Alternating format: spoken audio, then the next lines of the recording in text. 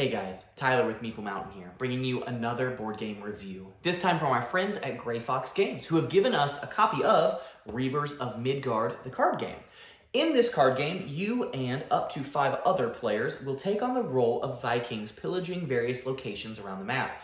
You're going to have to negotiate, though, as that's a key aspect of the game, because if you happen to secretly select where you'll go and find that you have neighbors, someone else who wanted to go there as well, you're going to have to negotiate on how you split the spoils, and if no one can agree, no one gets anything, which can be terrible.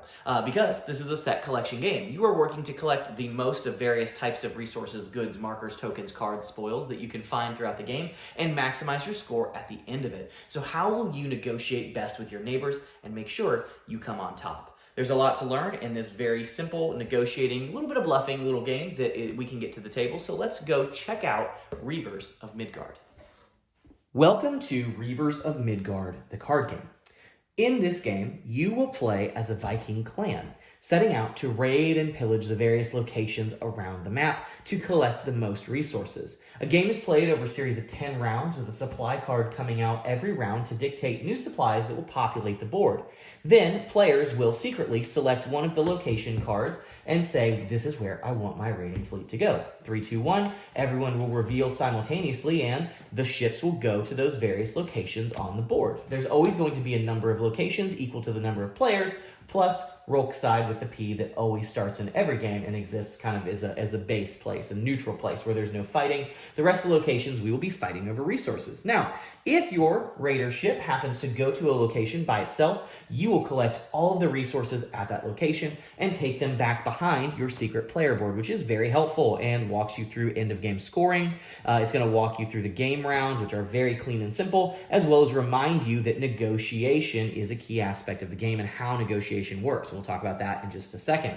If you happen to find yourself, unluckily, sharing a location with another player, you guys will have to make a negotiation and wheel and deal about how you want to split the treasure up. If you can make an arrangement, both players will collect terror tokens. These are basically negative points at the end of the game, and you will then split the treasure as you agreed upon.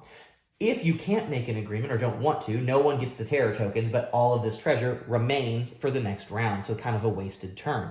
So this is a little bit of the interesting aspect of Reavers of Midgard, is how do I try to bluff and outplay my opponents and get to the locations that I want? But if I find myself in this unfortunate situation, how do I negotiate the best deal for myself that I can? Now, Reavers of Midgard, as I mentioned, is a set collection game. So let's talk about how that works a little bit.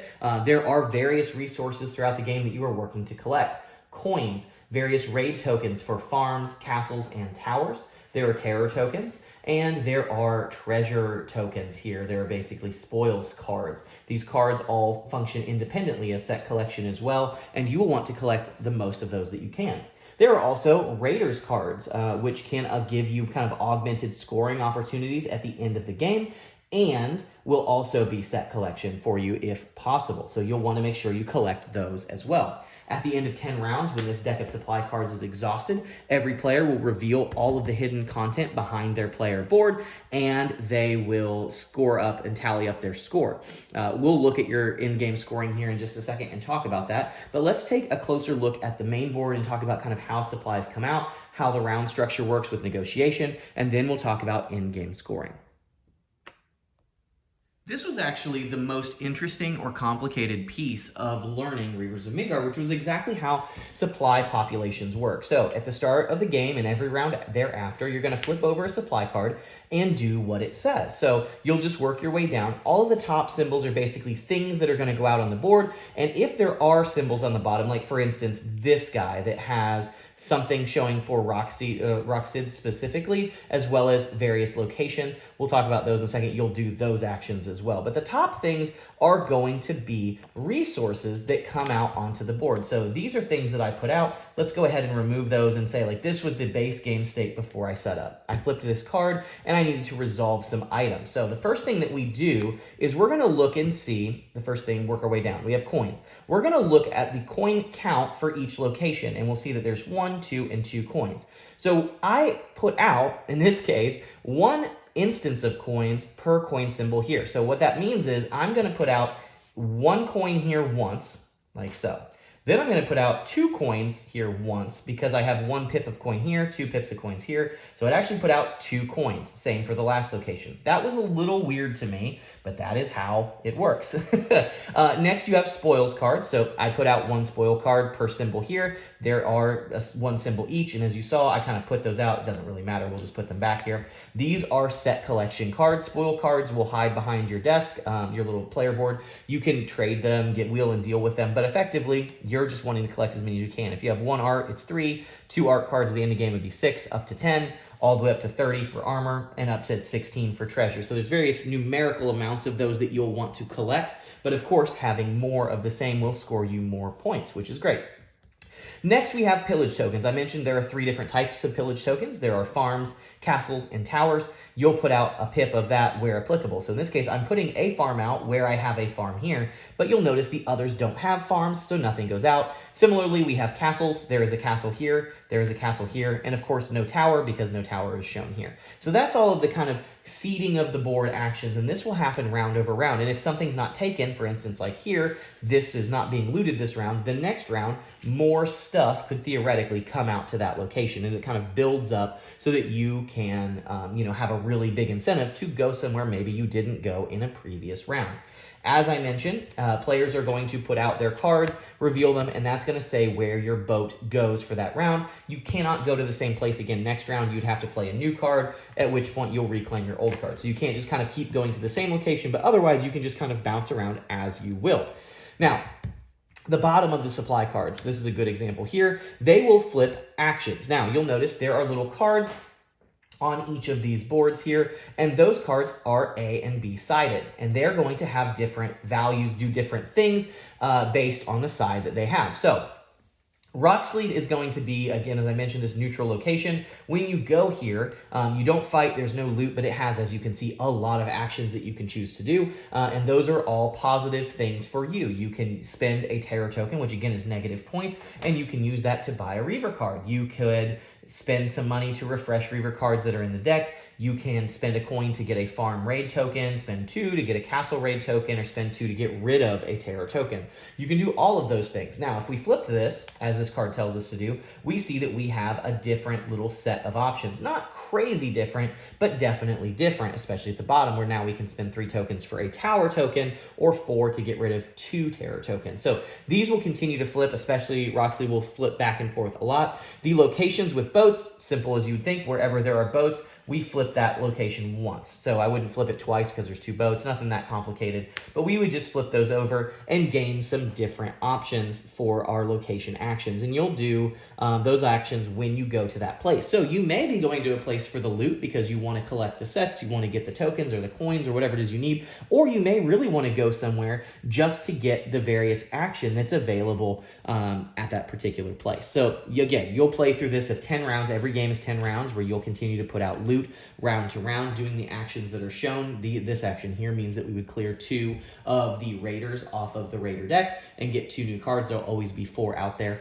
and we'll look at raider cards more in detail in just a moment, but they will again be points, and will modify the points that you have for various scoring. They may give you some additional scoring opportunities as well. But you'll do this over 10 rounds, at the end of which you'll tabulate your score. So let's look at Reaver cards, and let's talk a little bit about the end of game scoring and what you're shooting for. All right, here I've put out just kind of a smattering of Reaver cards, and there are 2 types. Let's talk about them. We kind of have the Yggdrasil Golden Tree, I guess you'd say kind of the good gods, and then we have the red war gods. That's Tyler's own words, so don't take that to the bank. That's just how I talk about them. So you have the 2 different types. At the end of the game, when you score these guys, you're going to multiply your reds times your yellow, and that's going to be how much glory you get. You'll notice there's some 1s, there's some 2s, so you'll tabulate those scores and do a multiplier, so you can get a lot of points just by collecting a good smattering of these Reavers just in general. But also, there's some other things to talk about. Some of them, as you'll notice, are going to give you nothing at the bottom, and some will have special abilities at the bottom. Symbology is a little tricky on this one. You'll notice this is going to be additional victory points that kind of white circle sigil kind of thing is victory points. Up at the top, while it looks similar, that is coin cost. So this is what you have to pay to get this person, and then this is the benefit, if they have one, that you would get. For instance, a crazy one is this lady up here who costs 3 coins to buy. Naturally, there's some modifiers to that potentially, but you would actually get victory points for your terror. Normally, terror is negative victory points, so in this case, kind of offsets that a little bit, makes it less bad to have your terror tokens. Again, some additional scoring for sets of different rating tokens for every 2 spoils cards that you have. That's a way to make points. So these can really modify your playstyle and give you some combos and strategies that you want to build into. Now, in the game, there's only ever going to be 4, and they're going to fall off, refresh, that kind of thing as you go, and then more will come out from the deck. Certain actions or abilities may allow you to actually top deck cards and buy them directly from the top deck at additional coin cost. There's all kinds of things and ways that you can gather and find these particular Reavers, but there are different types, as you can see. There are some kind of similarities based on that repetitive artwork, but these guys will allow you to, 1, score a lot of glory points, victory points at the end of the game, but they will also modify the way that your other aspects are going. So if you notice that you're leaning heavily into Reaver cards, maybe you want a scout that will allow you to make even more points off of just having them.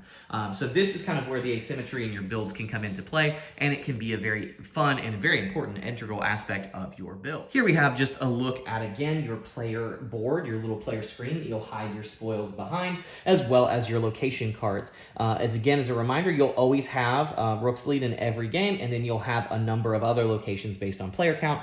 These will be secret, and you will use them to secretly select where you want to go each round of the game. You, of course, just can't repeat the same location more than once. This, again, walks you through the game round. Very, very, very, very simple rounds of play. This game plays super quick. If players know what they're doing, this is a 30-minute in and out kind of game for a big group even. So quick, clean, kind of palate cleanser game almost. End of game scoring, this is just, again, a reminder. You're going to get points for every type of the siege tokens that you have. And if you have a set, you'll get bonus. So if you have, all of these collectively, that's 10 points per set of those that you have. But say I had 2 castles extra at the end of the game, that would just be 4 points total.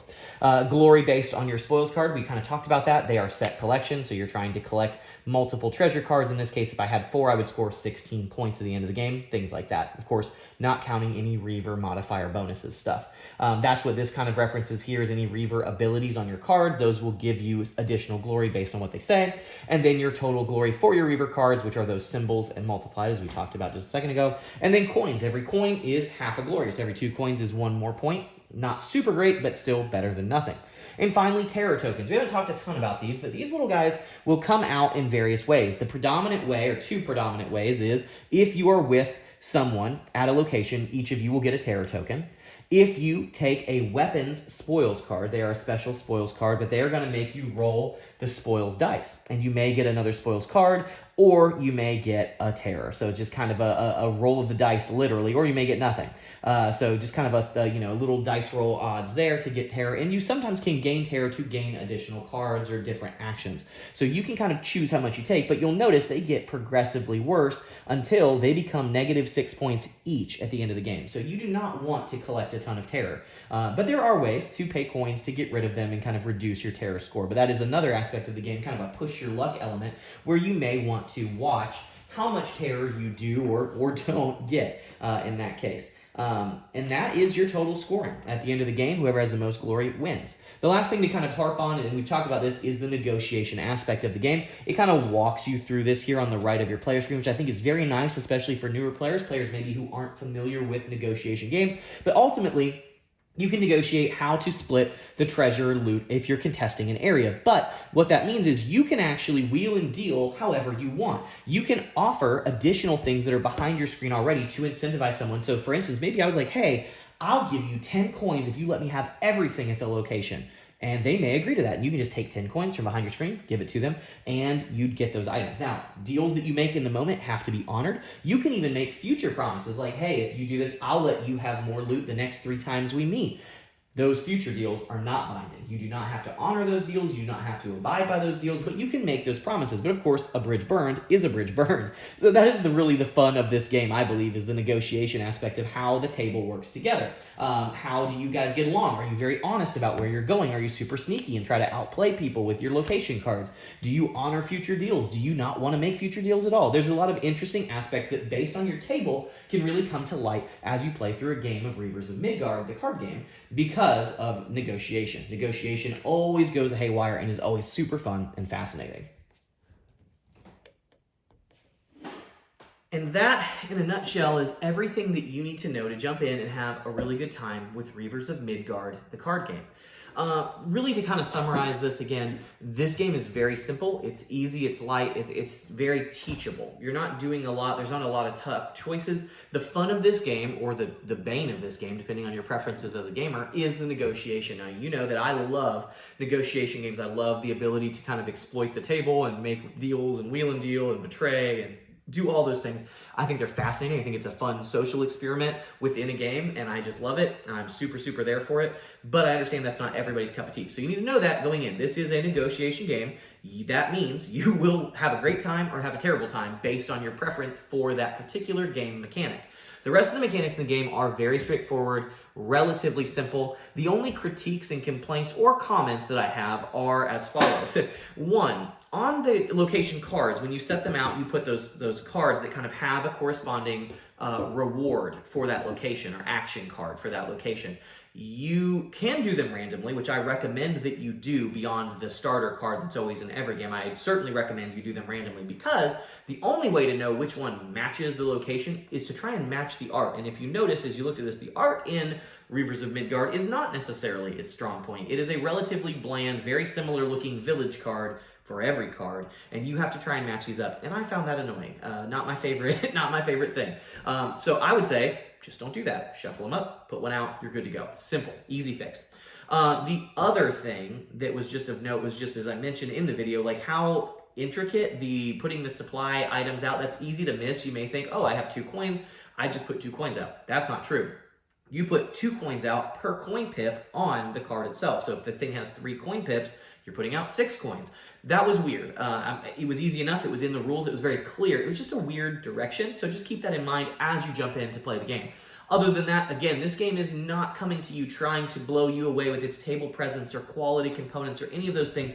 That is not what Gray Fox was trying to do here with this game. This is a very cost-effective, budget-friendly game that wants you to have a good time with the negotiation aspect of the game. Everything else is a medium to that at the table. So again, that makes this game great to me. I actually was pleasantly surprised with how much I liked this game because of the table presence being on the lower side. You know, I'm a bit of a graphics guy. I like how it looks.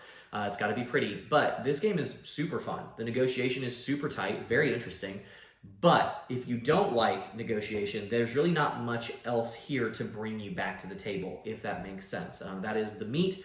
There are no sides. You're here for the barbecue. So if you like negotiation games, you're really going to like Reavers of Midgard, the card game. If that's not your cup of tea, this one might be one you want to pass on because there's just not, like I said, not a lot of sides there to bring you away from the barbecue ribs that are there. That is the meat of Reavers of Midgard. So with all that said, Tyler personally really likes Reavers of Midgard. I would encourage you to check it out. I would encourage you to play it. You've got to have the right table. You've got to have the right group. I definitely think you want more. 6 is ideal. You want the negotiation. You want to be bumping into each other and think, oh crap, 3 of us are here. How are we going to split? Like, that's the fun of the game. And so more players is definitely better. The game shines at 6, and you want a group, a table that's going to participate, right? If everyone is just like, well, that's not an equitable, fair trade, and that's not monetary, like, don't meta it, right? Like, don't break. You got to have the fun of a group that likes that negotiation vibe. But if you do, Reavers of Midgard is definitely for you. So I would encourage you to check it out. So our thanks again to Gray Fox for letting us check this game out. I really enjoyed it. Thank you so much. I hope you'll continue to send games our way. Enjoy the stuff you guys put out for sure. If you're looking for a negotiation game, check it out. Reavers of Midgard, really, really fun. I want to thank you guys for coming to Meeple Mountain for all your board game needs. I hope you will continue to do so. Let us know in the comments what you'd like to see next. We always love to hear from you guys. But as always, happy gaming, and thank you so much. Thanks for checking out this video. I hope you enjoyed it. Check out these links to find some other games you might want to bring to the table. This is Tyler Williams, signing off.